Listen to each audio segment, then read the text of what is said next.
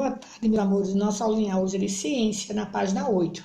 Pega lá o livro de ciência e nós vamos trabalhar capítulo 1, com o céu. Nós estamos vendo duas imagens aí abaixo, ó. Duas ilustrações aí. Ao olhar para o céu em diferentes movimentos. Durante o dia, né, podemos ver quanto ele pode mudar as imagens, né? E tem aqui, ó, a representação da imagem durante o dia e a noite. Durante o dia, que representação o sol e a nuvem, ó. E durante a noite é a lua, ó. E aqui tem as estrelas. Então, essa imagem é a do dia. Então, o que representa o dia? O sol, né? A luz do sol. E o que representa a noite? A lua. Então, vamos ver. Depois que a gente observou essa imagem, o que você pode ser visto no céu durante o dia e durante a noite? Então, durante a gente vê o sol. Durante a noite a gente vê a lua e as estrelas. Na outra pergunta, de onde vem a luz que ilumina o dia? Então, a luz vem do sol, né? Por isso que o dia é tão iluminado, né? Porque quem ilumina o dia é o sol. E o que acontece com a aparência da lua ao longo dos dias? Aqui, ó. Às vezes a lua está no formato, né, de lua minguante, né, lua cheia. Então, as aparências da lua, elas mudam através do seu formato, né? Que às vezes é lua minguante, lua crescente e lua cheia. Na página 9, observando o céu. Quando estamos ao ar livre, olhamos para cima. Vemos o céu. Durante o dia, podemos ver o sol, como a gente falou anteriormente. Como eu falei anteriormente, que o dia representa o sol e a noite, a lua. Pássaros, aviões e nuvens no céu. À noite, podemos ver a lua e muitas estrelas brilhando no céu. Alguns planetas também são visíveis à noite, a olho nu. Eles se parecem com estrela. Às vezes surgem riscos luminosos que logo se apagam no céu noturno. Como na imagem ao lado, são os meteoros que ocorrem quando há queima de algum material rochoso na atmosfera, o que gera efeito luminoso. As estrelas, os planetas, os meteoros e outros elementos como a lua e os cometas são chamados de astros ou corpos celestes. Vamos ver aqui, ó. Então aqui os meteoros aqui são vistos no céu da Inglaterra, foi no dia 12 de agosto de 2016, está forte o meteoro, é um risquinho claro no céu, ó, esse daqui, ó, tá vendo? Esse aqui é um meteoro. Então, você gosta mais de observar o céu durante o dia ou durante a noite? E por quê? Aí vocês vão colocar aqui. Desenhe o que vocês mais gostam de admirar no céu durante o dia ou durante a noite. Aí vocês vão pôr duas perguntas no caderninho de vocês, né? E vão responder. O que é que vocês gostam mais de admirar durante o dia e durante a noite? Aí a gente viu, né? No céu tem a lua, tem as estrelas, tem o planeta, tem o sol, né? A gente viu um risquinho aqui que são os meteoros, né? Sabemos também que as estrelas e os planetas e outros elementos como a lua e os cometas são chamados de astros ou corpos celestes. Então, aí vocês vão observar que nesse risquinho aqui, a gente também pode visualizar igual essa imagem na noite, né? Se a gente vê o risquinho, né? A gente às vezes diz assim, a estrela saiu do lugar. Mas às vezes é um meteoro, né? O risquinho que tem é um meteoro que está lá no céu, que ocorre quando queima de algum material rochoso na atmosfera, o que gera um efeito iluminado. Na página 9, astros luminosos. Alguns astros produzem e emitem luz e calor e são chamados de astros luminosos. Foi como eu falei que o meteoro, né, deixa aquele hasto luminoso, né, no céu. As estrelas são hastos luminosos. Então, quando a gente vê uma estrela, a gente já sabe agora, né, que as estrelas também, elas são um hasto luminosos. E alguns produzem e emitem luz e calor, que são chamados astros luminosos. Já o Sol é uma estrela, no entanto, o que faz o Sol parecer tão maior que as estrelas do céu noturno é que ela está mais próximo da Terra do que esses outros astros que estarem bastante longe da Terra. Essas estrelas parecem pontinhos brilhantes no céu. O Sol, ele emite muitas vezes o calor que chega até nós na Terra. A luz do Sol impede que vejamos o brilho de outras estrelas durante o dia, mas elas também estão lá no céu. Olha aqui, ó. Essa imagem aqui é do Sol, foi obtida por meio de um telescópio. Então, emitir é lançar e telescópio significa é um instrumento que aumenta a imagem de objetos distantes. E atenção, nunca olhe diretamente para o Sol. Isso pode danificar seus olhos, né? Por quê? Porque a claridade é muito forte, é muito, né, quente. O Sol emite o Sol muito quente, a claridade muito forte, e se a gente olhar, a gente logo fica com os olhos doloridos, né? Doendo, né? A gente fica candeado, então assim, a gente não pode olhar nunca até onde a gente deva. Porque a gente não deve visualizar muito forte, não, porque pode danificar a nossa visão. No desenho abaixo aí, marque o objeto que faz o papel do Sol. Ó, vocês estão vendo aqui, ó. Qual é o objeto que tem aqui o papel do Sol? Tem um menino e tem um objeto aqui, uma lanterna. Então, vocês vão marcar o objeto que faz o papel do Sol.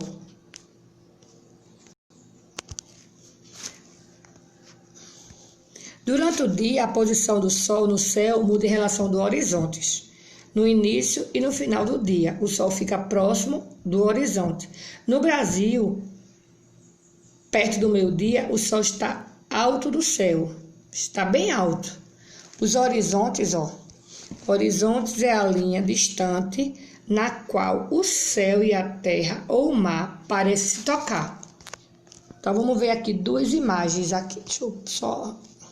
Essa primeira imagem é uma imagem que o Sol fica embaixo do céu durante o nascer e o pôr do Sol. E do outro, à esquerda, próximo do meio-dia, o Sol fica bem mais alto do que à direita. Porque a gente sabe que durante o dia, né, logo de manhã cedo, o Sol não é tão forte. Não, o Sol é moderado, né, principalmente de 7 horas, 6 horas da manhã. Já a partir de 11 horas do dia, o Sol é mais forte, né? Por isso que a quentura fica mais quente. Então, de manhã e ao final do dia, as sombras dos objetos são longas, perto do meio-dia, com o Sol bem alto. As sombras são bem mais curtas. Vamos ver aqui abaixo, ó. Essas três imagens. Tem uma imagem, né, aqui do Sol, né, de 6 horas. Veja como eu falei, que a imagem de 6 horas, né, o Sol é bem mais fraco, né? 6, olho do meio-dia, bem mais forte, é o Sol centralizado aqui.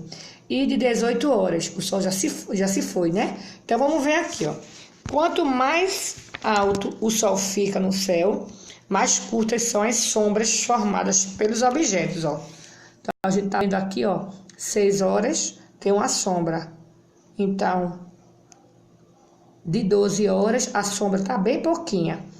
E de 18 horas, ó, a sombra tá bem total aqui, ó, ela tá todinha aqui. Então, vamos observar, depois que a gente observar essas 3 imagens aqui, vocês vão ver se as sombras mudam ao longo do dia. Será que mudaram? Sim, né? Ó, de 6 horas, olha como a sombra tá, né? Tá rente do lado dela aqui, ó, da estátua. Aqui de meio-dia tá à frente. E de 6 horas está do outro lado. Como eu estou na frente do telefone, no primeiro momento aqui na primeira imagem, ela tá à minha esquerda, porque eu tô de frente. do meio, ela está centralizada, a sobra no meio. E a última, que é de 18 horas, ela está centralizada do lado direito. Então, vocês vão observar essa imagem e vão responder por que as sombras mudaram ao longo do dia, né? Porque aí tem de 6 horas, tem de meio-dia e tem de 18 horas. Na página 12, na prática, o calor do Sol é os diferentes materiais. Aprendendo que o Sol emite calor e que nesse calor chega até nós na Terra, mas será que todos os materiais se aquecem igualmente quando exposto ao calor emitido pelo Sol? Que material você acha que vai esquentar mais quando exposto ao Sol? A areia ou a terra de vasos?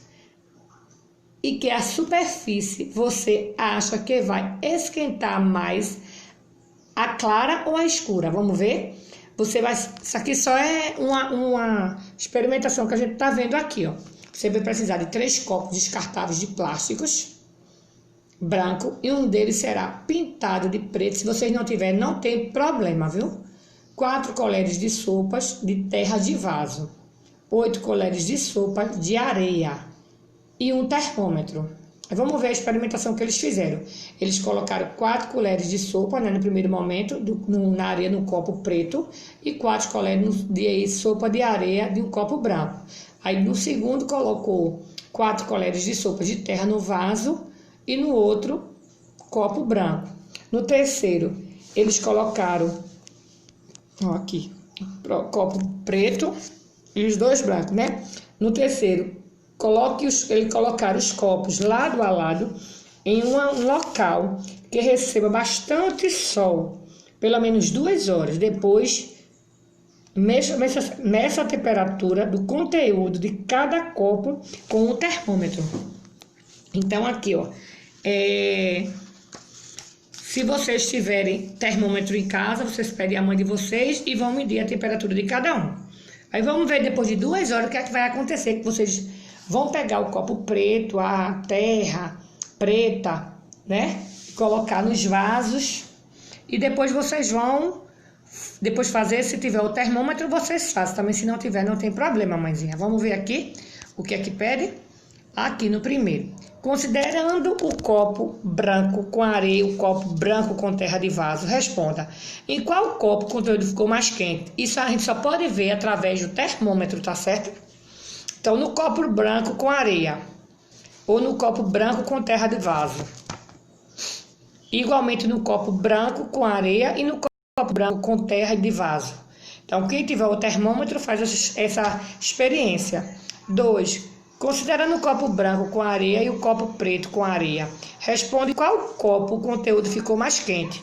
No copo branco com areia, no copo preto com areia, ou igualmente no copo branco com areia e no copo preto com areia. Os resultados do experimento comprovaram suas respostas e as perguntas no começo das atividades. Se vocês conseguirem fazer, vocês vão dizer se conseguiram fazer, foi comprovada ou não e o porquê.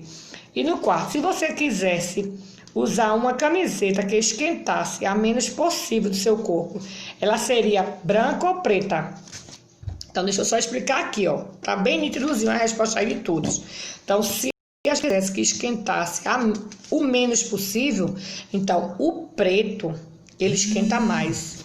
E o branco, ele esquenta menos. Quando é tempo de muita quentura, a gente usar uma roupa preta, a gente vai ficar com mais quente, o nosso corpo vai ficar mais sufocado ainda, ou seja, que a temperatura está muito quente. Se a gente pôr no verão uma roupa mais clara, aí ameniza mais, né? Porque a gente não vai a quentura do tempo e a roupa da gente tá bem suave.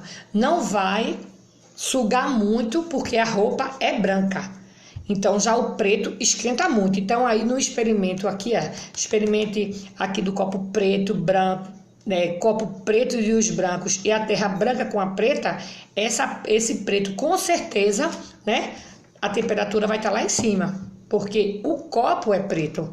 Então, aqui a gente já viu que no quarto já está dizendo que por conta do copo ser preto, ou a blusa, a temperatura aumenta. Na página 14, astros iluminados. Alguns astros, como planetas e satélites naturais, não produzem luz, são astros iluminados. Olha aí, aqui ao lado.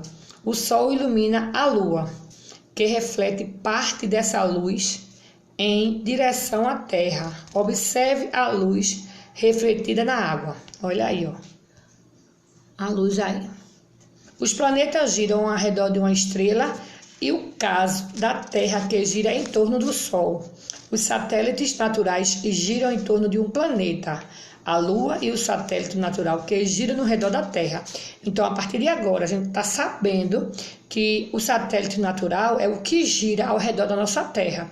E os satélites naturais, além de girar em torno da nossa Terra, tem a Lua, né? E é um satélite natural. Os planetas, eles giram ao redor de uma estrela. E é caso da Terra. É o caso da nossa Terra, né? Que gira em torno do Sol.